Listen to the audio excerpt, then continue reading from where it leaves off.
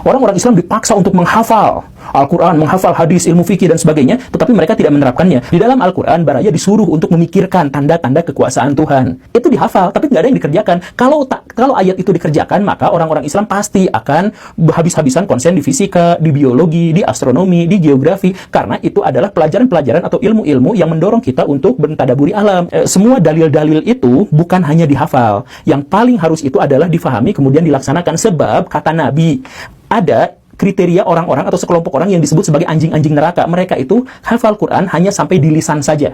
Jadi kalau ada orang yang hafal Quran sampai di lisan saja, tapi dia tidak memahaminya dan dia tidak mengamalkannya, maka mereka itu dosanya jauh lebih besar, bahkan disebut sebagai anjing-anjing neraka.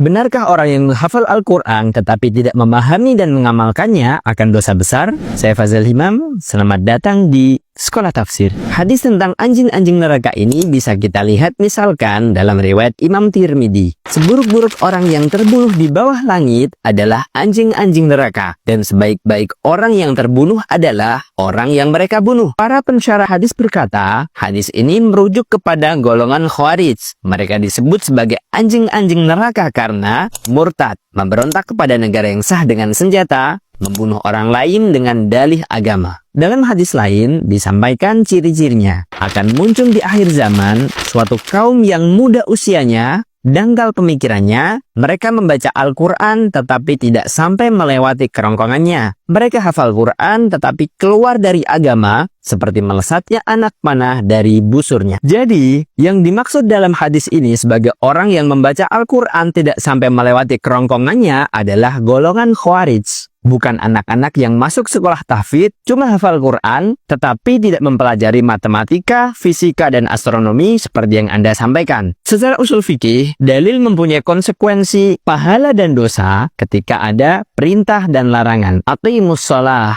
wa atuz zakah. Tetapi dalam perinciannya, tidak semua perintah wajib dilakukan. Ada perintah yang sifatnya hanya sunnah, ada yang mubah, bahkan ada yang sekedar nasihat. Masalahnya adalah ayat Al-Quran yang Anda kutip, yaitu surat Ali Imran ayat 190 dan 191, tidak ada kalimat perintah sama sekali. Kemudian Anda klaim ini sebagai sesuatu hal yang wajib dilakukan, jika tidak akan dosa besar, bahkan menjadi seperti golongan Khawarij. Dari mana Anda belajar model tafsir seperti ini?